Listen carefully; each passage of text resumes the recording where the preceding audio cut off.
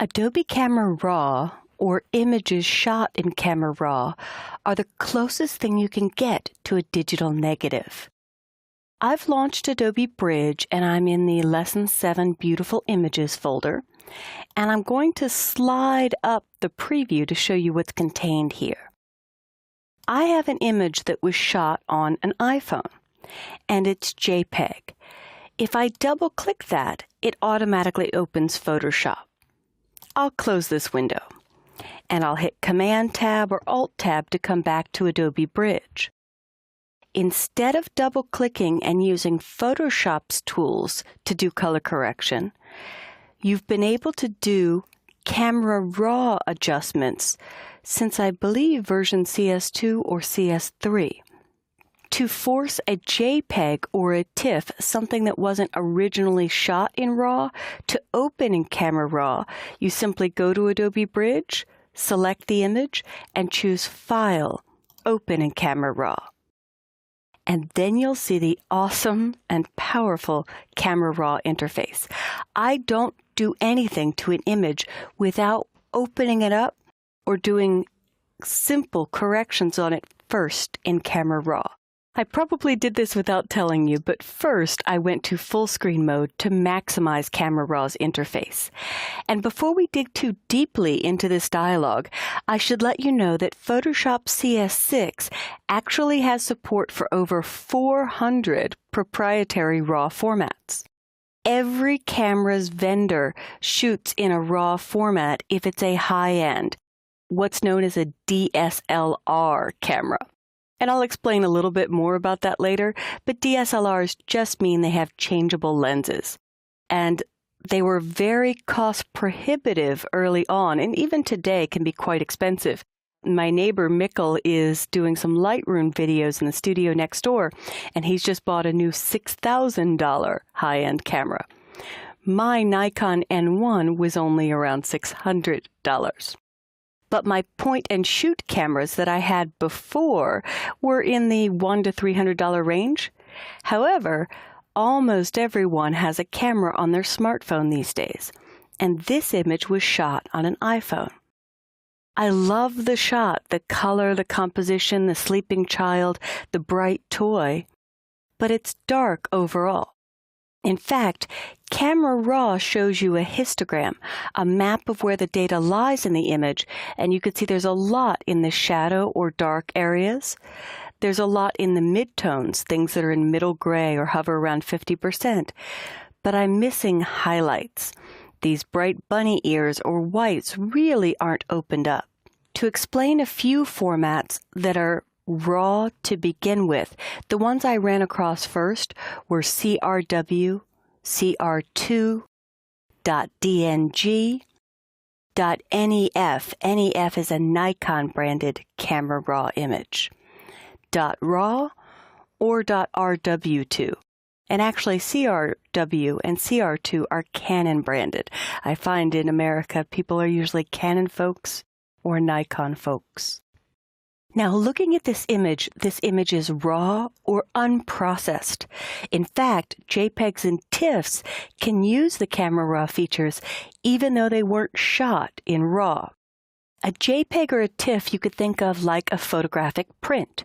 It's already been processed.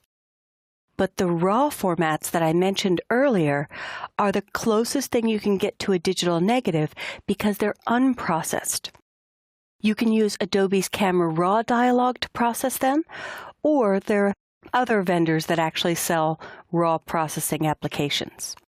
In any case, whether it be on my high-end camera, on my point-and-shoot consumer class camera, one that doesn't have changeable lenses, or on my phone, the Camera Raw dialog from Adobe will make the image far better all in one spot, without having to do 3 to 5 adjustment layers, or go to 3 or 5 different dialogues in Photoshop.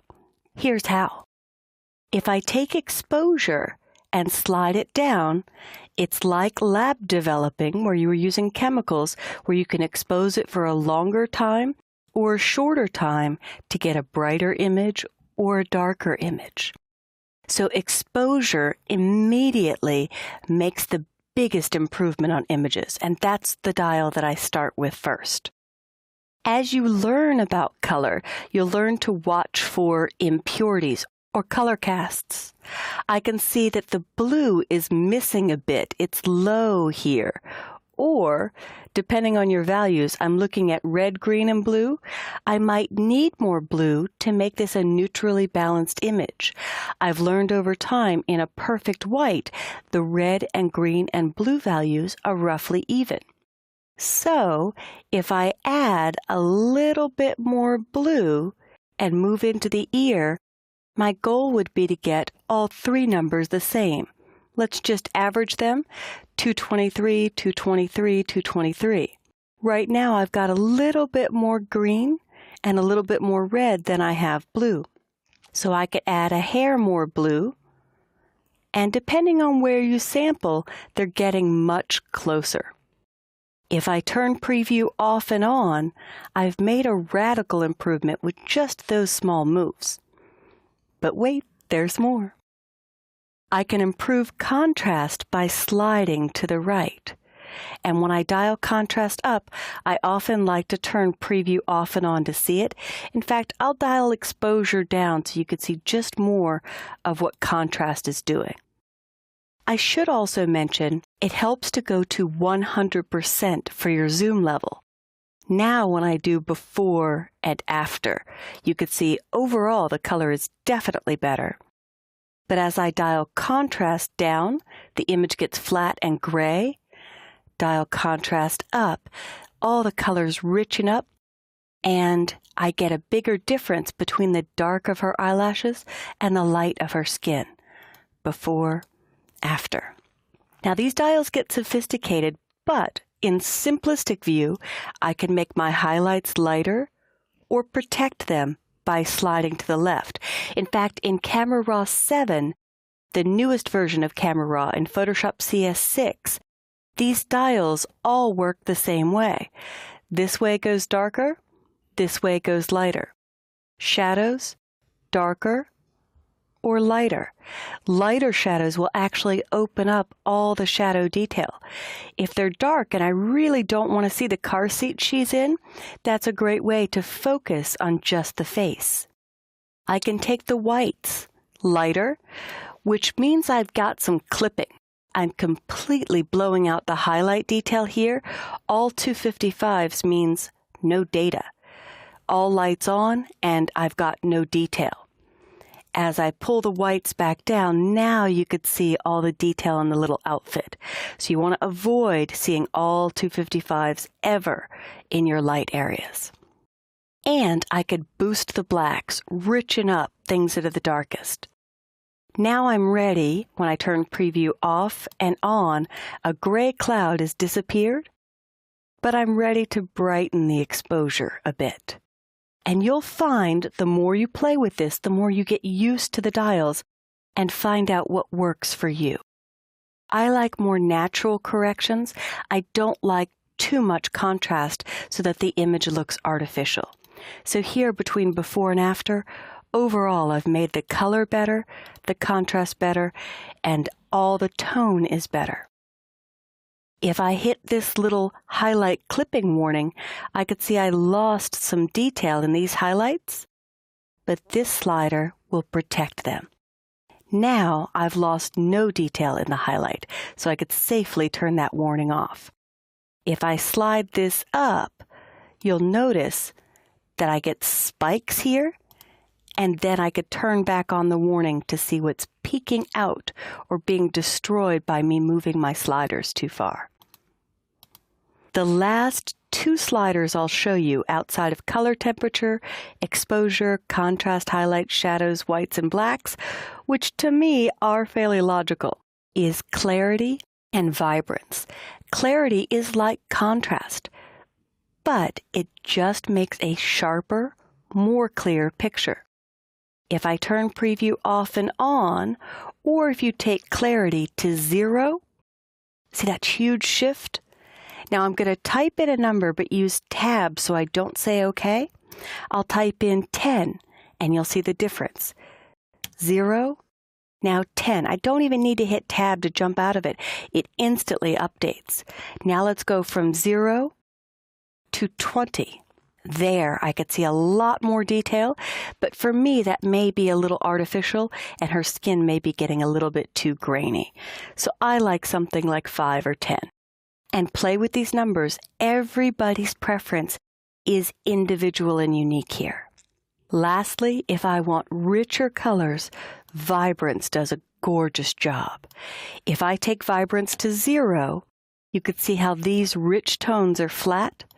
Again, if I type 10 and go back to 0, not a big difference. But let's try 30. There you could see a boost just happened. Back to 0, watch these blues and the orange when I type it. Flatter. I like 30 here, and Vibrance is a lot safer than it was in earlier versions. Finally, I'll take saturation up or down. Saturation basically means piling more ink on. So more pixels on top of one another on a printing press or your inkjet, more ink on top of one another. And I warn against saturation. I feel it can make the image look too fake too fast. You can see that it's really fake and artificial looking now. But if I put that back to 0, nice and realistic with boosted colors.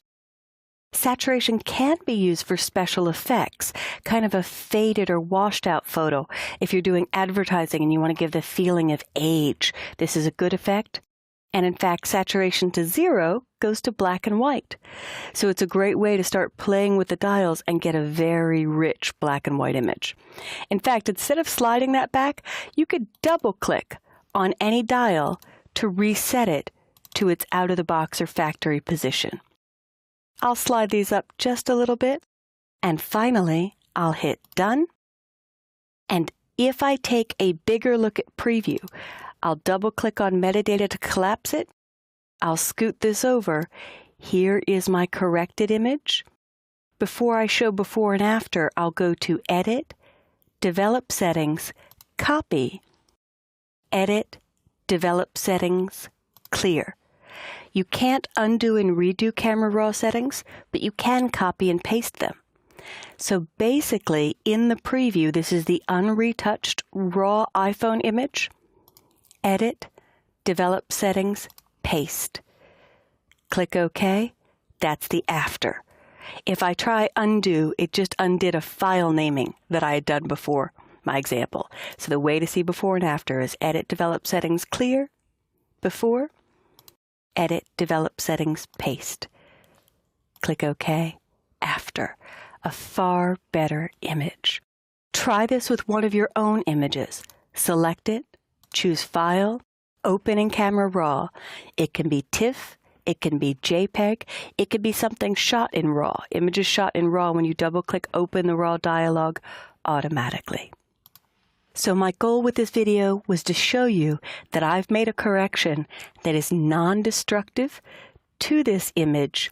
I can copy and paste those corrections to other images or clear them out to see before and after. And when I'm all finished, I double-click, hit Open Image, and now I can begin any Photoshop work that I need to do. And I would save as a PSD. That way it's uncompressed data. I'm not re-JPEGing it, and I have this shot as if I had perfect lighting, perfect settings on my camera, a better image than you would get just with an out-of-the-box smartphone camera. Give these techniques a try on your own images.